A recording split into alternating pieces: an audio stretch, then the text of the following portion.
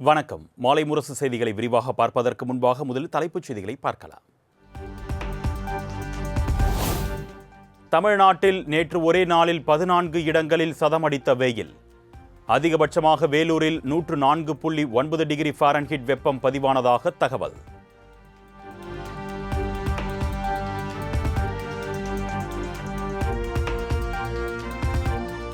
கோவை, நீலகிரி, ஈரோடு, சேலம், தருமபுரி, கிருஷ்ணகிரி ஆகிய 6 மாவட்டங்களில் வரும் 30ஆம் தேதி கனமழைக்கு வாய்ப்பு. சென்னை வானிலை ஆய்வு மையம் கணிப்பு.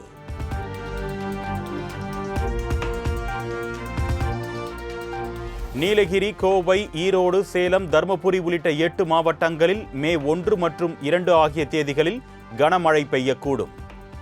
இன்று முதல் நாளை மறுதினம் வரை தமிழ்நாட்டில் பல்வேறு பகுதிகளில் மிதமான மழை பெய்யும் என்றும் வானிலை ஆய்வு மையம் அறிவிப்பு.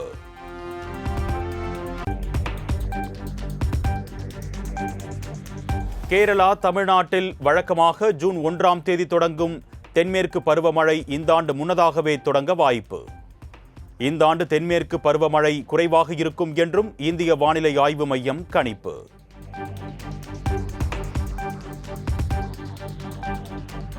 மேற்கு வங்கத்தில் இறுதிக்கட்ட தேர்தலுக்கான பரப்புரை இன்று மாலை 6 மணியுடன் ஓய்வு. பிரதமர் மோடி, அம்மாநில முதலமைச்சர் மம்தா பானர்ஜி, ராகுல் காந்தி உள்ளிட்ட தலைவர்கள் தீவிர பரப்புரை.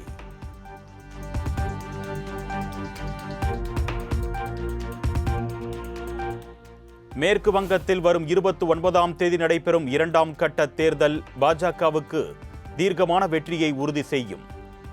நடந்து முடிந்த முதற்கட்ட தேர்தலில் மம்தா தலைமையிலான திரிணாமுல் காங்கிரஸ் அரசின் ஆணவம் அடியோடு தகர்த்தெறியப்பட்டதாகவும் பிரதமர் மோடி பேச்சு.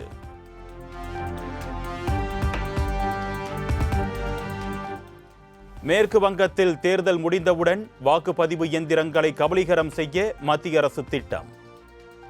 பாதுகாப்பு படையினர் குற்றவாளிகளுக்கு பாதுகாப்பு வழங்கி வருவதாகவும் கொல்கத்தா பிரச்சாரத்தின் போது மம்தா பானர்ஜி பகிரங்க குற்றச்சாட்டு.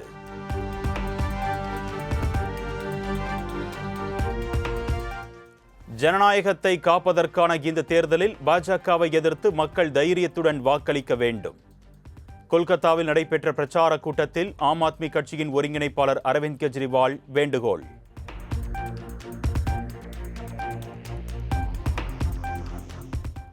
மேற்கு வங்க மாநிலம் அசன்சோல் பகுதியில் காங்கிரஸ் தொண்டர் தேவ்தீப் சட்டர்ஜி படுகொலை செய்யப்பட்ட விவகாரம். மேற்கு வங்கத்தில் ஜனநாயகத்திற்கு பதிலாக திரிணாமுல் காங்கிரஸ் கட்சியின் தீவிரவாதமே மேலோங்கி உள்ளதாகவும் ராகுல் காந்தி குற்றச்சாட்டு.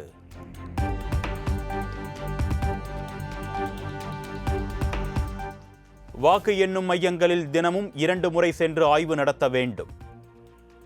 தொகுதி தேர்தல் அலுவலர்களுக்கு தலைமை தேர்தல் ஆணையம் உத்தரவு.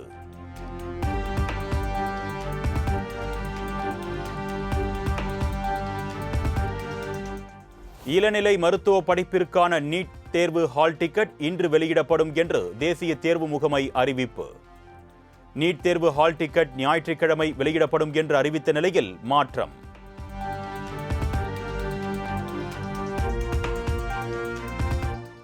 ஐஸ்கிரீம் உற்பத்தி நிறுவனங்கள், குளிர்பானம் உற்பத்தி நிறுவனங்களில் தொடர்ந்து சோதனையிட ஆணை. விதிகளை நிறுவனங்கள் மீறும் பட்சத்தில் நடவடிக்கை எடுக்கவும் உணவு பாதுகாப்புத்துறை உத்தரவு.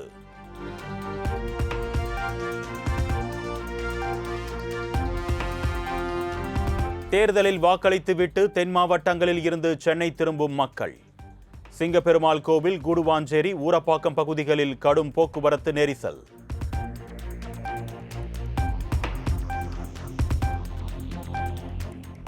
கொடைக்கானலில் கோடை சீசன் தொடங்கியுள்ளதால் குடும்பமாக படையெடுத்து வரும் பொதுமக்கள்.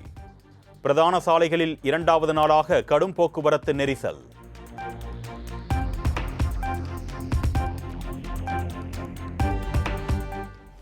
கோடை வெயிலின் தாக்கம் மற்றும் பள்ளி விடுமுறை என்பதால் தூத்துக்குடி முத்துநகர் கடற்கரை பூங்காவில் குவிந்த பொதுமக்கள். கடலில் நீராடி குதிரை சவாரி, படகு சவாரி செய்து குடும்பத்துடன் கொண்டாட்டம்.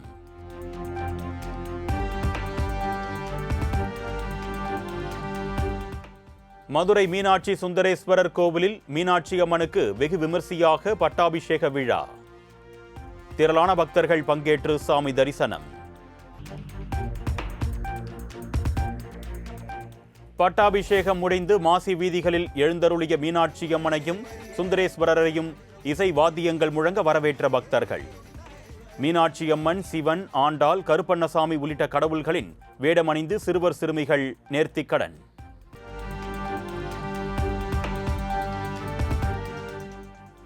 மதுரை அழகர் கோவில் சித்திரை திருவிழா இன்று கோலாகலமாக தொடங்குகிறது. மே 1ஆம் தேதி வைகை ஆற்றில் அழகர் இறங்கும் நிகழ்வுக்காக மும்முரமாக நடைபெற்று வரும் பணிகள்.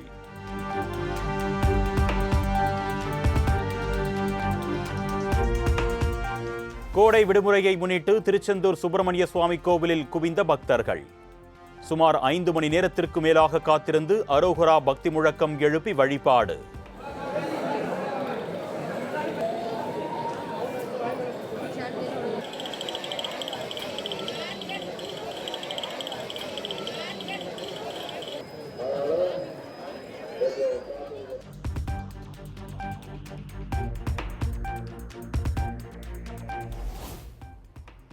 வேலூர் ஜலகண்டீஸ்வரர் கோவிலில் 6ஆம் நாள் பிரம்மோற்சவம் கோலாகலம்.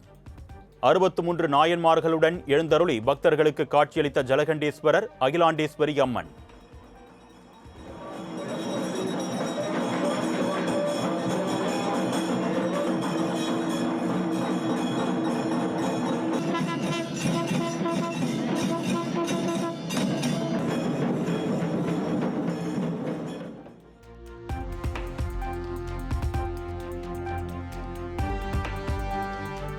தூத்துக்குடி மாவட்டம் ஏரல் அருகே தனது பூப்புனித விழாவில் ஆடிப்பாடிய சிறுமி. இணையத்தில் வைரலாகி வரும் வீடியோ.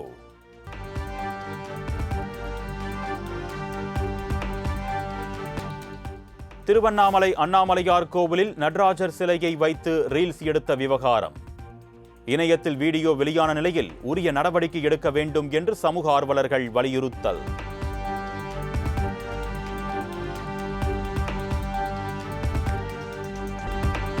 இரண்டாயிரத்து 27ஆம் ஆண்டில் நடைபெறவுள்ள மக்கள் தொகை கணக்கெடுப்பில் பங்கேற்குமாறு நாட்டு மக்களுக்கு பிரதமர் மோடி வேண்டுகோள். அரசாங்கத்துடன் பொறுப்பை பகிர்ந்து கொள்வது முக்கியம் என்று மன் கி பாத் நிகழ்ச்சியில் வலியுறுத்தல்.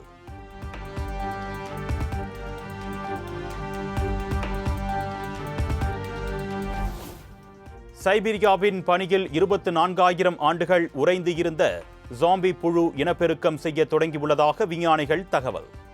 24,000 ஆண்டுகள் முடங்கியே இருந்த ஒரு உயிரினம் இனப்பெருக்கம் செய்ய தொடங்கியுள்ளதால் விஞ்ஞானிகள் வியப்பு.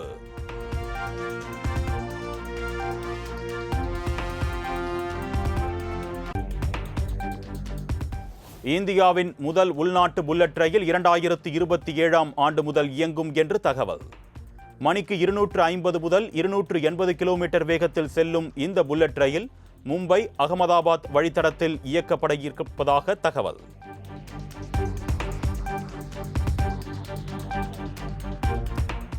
ஆந்திரா மற்றும் தெலுங்கானா மாநிலங்களில் கடும் எரிபொருள் தட்டுப்பாடு. பல மணி நேரம் நீண்ட வரிசையில் காத்திருந்து எரிபொருள் நிரப்பி செல்லும் வாகன ஓட்டிகள்.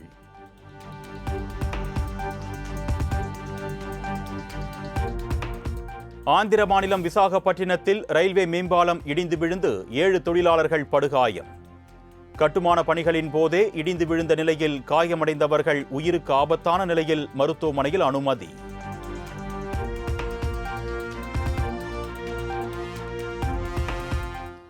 ஆம் ஆத்மி எம்பி ஹர்பஜன் சிங் கட்சியில் இருந்து விலகி பாஜகவில் இணைந்ததன் எதிரொலி. ஹர்பஜன் சிங் வீட்டிற்கு வழங்கப்பட்டிருந்த பாதுகாப்பை விலக்கிக் கொண்டது பஞ்சாப் மாநில காவல்துறை.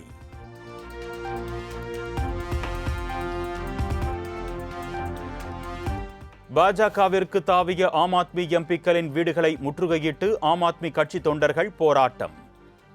பஞ்சாப் மாநிலங்களவை எம்பிக்கள் அசோக் மிட்டல், ஹர்பஜன் சிங் வீடுகளை முற்றுகையிட்ட போராட்டக்காரர்களால் பரபரப்பு.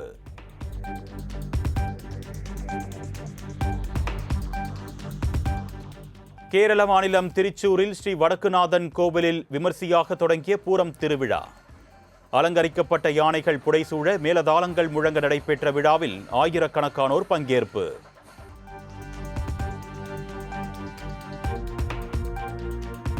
குஜராத் மாநிலத்தில் நடைபெற்ற உள்ளாட்சி தேர்தல். மத்திய அமைச்சர் அமித் ஷா, அம்மாநில முதலமைச்சர் பூபேந்திர பட்டேல் உள்ளிட்டோர் வாக்களிப்பு.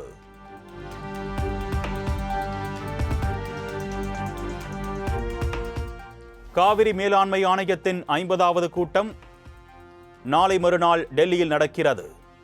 தமிழ்நாடு, புதுச்சேரி, கர்நாடக மற்றும் கேரள மாநில அதிகாரிகள் பங்கேற்க அழைப்பு.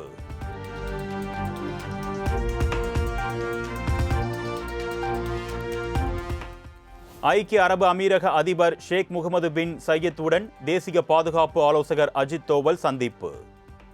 அபுதாபியில் நடைபெற்ற சந்திப்பின் போது இருதரப்பு நல்லுறவு, மத்திய கிழக்கு போர் சூழல் மற்றும் பிராந்திய அமைதி குறித்து முக்கிய ஆலோசனை நடத்தியதாக தகவல்.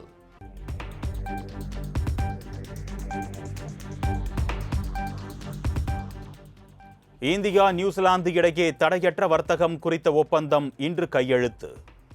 நியூசிலாந்து வர்த்தகத்துறை அமைச்சர் டாட் மெக்காலே உடனான சந்திப்புக்கு பின் மத்திய அமைச்சர் பியூஷ் கோயல் தகவல்.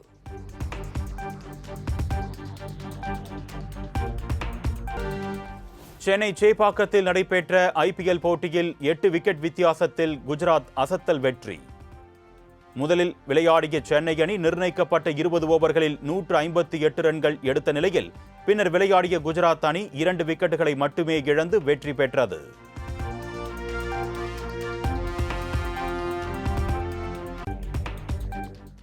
லக்னோ அணிக்கு எதிரான போட்டியில் கொல்கத்தா அணி அபார வெற்றி. சூப்பர் ஓவர் சுற்றில் லக்னோவை வீழ்த்தி அசத்தல்.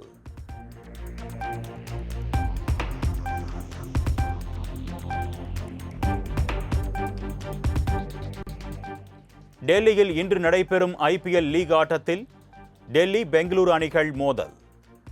போட்டியை வெல்ல இரு அணி வீரர்களும் தீவிர வலைப்பயிற்சி.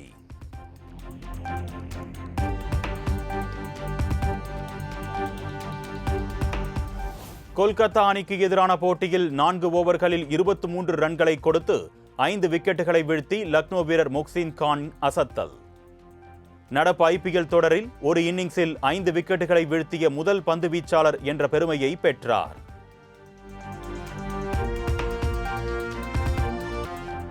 தயாரிப்பாளர்களின் நஷ்டங்களில் நடிகர்கள் பங்கு கொள்ள வேண்டும் என்பதை வலியுறுத்தி மே 2ஆம் தேதி வேலை நிறுத்தம். சென்னையில் நடைபெற்ற தமிழ் திரைப்பட தயாரிப்பாளர்கள் சங்க பொதுக்குழு கூட்டத்தில் தீர்மானம்.